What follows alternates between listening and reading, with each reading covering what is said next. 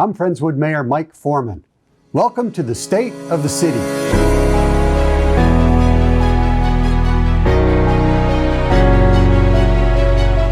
Although it's been a most unusual year, it feels like we're returning to a new normal.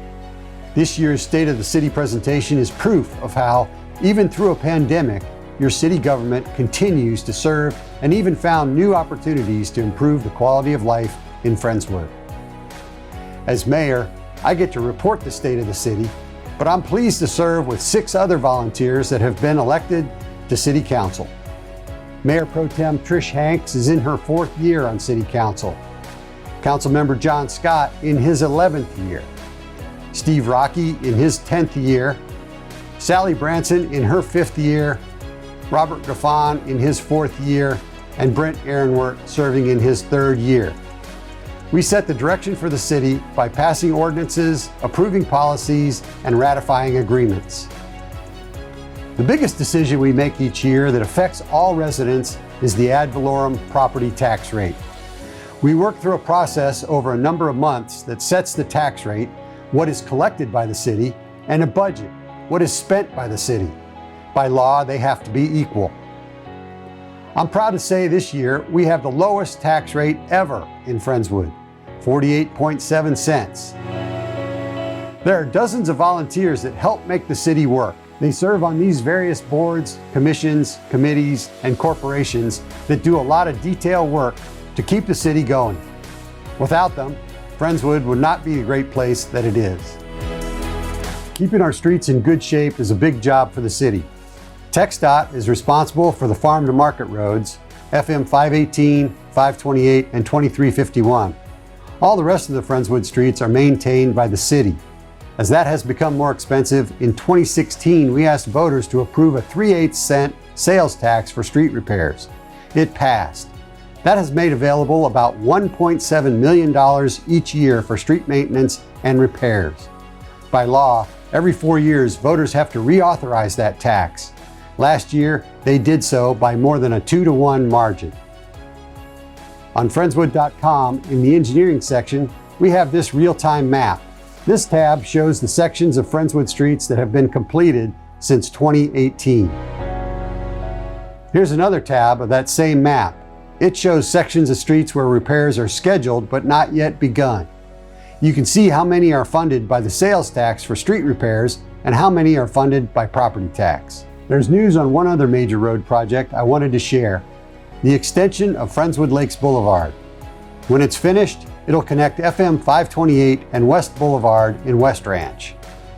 It's more than 1/3 complete, and the project is expected to be finished in mid-June. That gives people going from League City to Alvin an alternative to the very busy FM 528 at FM 518 intersection. Almost 5 years ago, voters approved an 1/8 of a penny sales tax to fund downtown district projects. The downtown district is roughly 2 blocks on either side of Friendswood Drive from FM 2351 to just past Stevenson Park. Due to some hard work by our city staff and our Downtown Economic Development Corporation volunteers, our downtown has received a $3.5 million boost from TxDOT. They're going to pay for installing sidewalks, curb ramps, and good-looking mast arms for the traffic signals.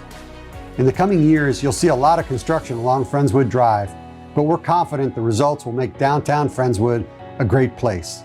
For projects too big to fit in a yearly budget, the city borrows money by issuing bonds.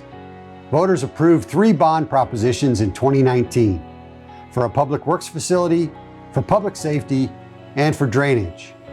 With 3 out of $4 coming from the federal government, the city has purchased what many people know as the former Food Lion building on Black Hawk Boulevard. It's now the Public Works headquarters. The bond money voters approved funded the initial renovations. The city is working with Harris County to make it an emergency shelter. This is the headquarters building that keeps the city's 24/7, 365 clean water going. The reason I mention this is that after the recent winter storm, very few of us will take clean water for granted. Our Public Works employees worked round the clock before, during, and after the storm to help homeowners who needed assistance with water supply shutoff at their homes. Public Works and staff from other city departments helped provide emergency generators, delivered bottled water, and opened warming centers for people who had no heat in their homes. They performed life-saving work. There are other voter-approved bond projects. The 2 public safety projects are coming along. First, the new fire station number 2 on FM 528 near the Harbor Church. It's in the design stage with help from members of the Friendswood Volunteer Fire Department. Voters also approved bond funding for the expansion of the public safety building. That'll give our police department, fire marshal's office, emergency management staff, and the municipal court some much-needed space to more effectively do their jobs. Drainage was our 3rd bond proposition. More than 112,000 truckloads of dirt have been removed from the Imperial Estates area on FM 2351 at Clear Creek. If you lined up all of those trucks end to end, they'd reach from here to El Paso. That's about 67% of the project. It's a partnership between the Galveston County Consolidated Drainage District and the city. Some of the city's portion is paid for with voter-approved bond funding. There are a number of other drainage projects underway in Friendswood. When the city's drainage expert, Samantha Haritos, updates City Council every few months, it takes about 30 minutes to tell the whole story. In addition to Imperial Estates, we have other mitigation projects. There are studies of Lower Clear Creek that, as changes are made, will affect how the water flows through Friendswood. There are detention areas being created or improved. There are even plans to bury some of the utility lines that run above the creek so that when water gets high, the lines aren't there to keep it from flowing. No single city can solve the flooding problems. We're working with our neighboring cities and regional, county, state, and federal agencies to tackle drainage problems. Our first responders have our ongoing appreciation. There's no way to overestimate their efforts. Here's a big salute to the Friendswood Police Department as the city has become an even safer place to live with the lowest crime rate in 24 years since they've been keeping records. Here's another yardstick. An organization called Neighborhood Scout crunched 2019 data and determined Friendswood is the 2nd safest city in Texas and the 48th in the nation. This is a great reaffirmation of the hard work being done by the men and women of the Friendswood Police Department. I could go on telling you about our award-winning EMS crews, the city's administrative services team, which just received their 32nd annual award for excellence in financial reporting, and many others. First, let's pause for this message from a Friendswood resident, a good friend of mine, who's on a business trip.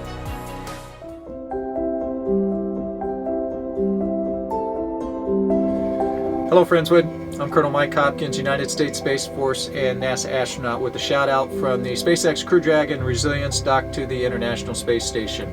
You know, we named this vehicle, this capsule, Resilience, really in honor of everyone around the world that has overcome so much adversity this past year. And we also hope that it would be an inspiration and show what can be accomplished when people come together for a common goal.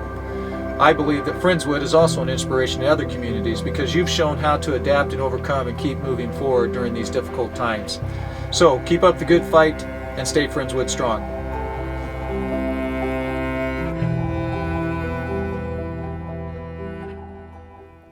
We appreciate the sacrifice of Friendswood residents Mike and his wife Julie Hopkins. Thanks to the team at NASA for getting us that video. Just as NASA's mission has continued during the pandemic, the city has continued to serve.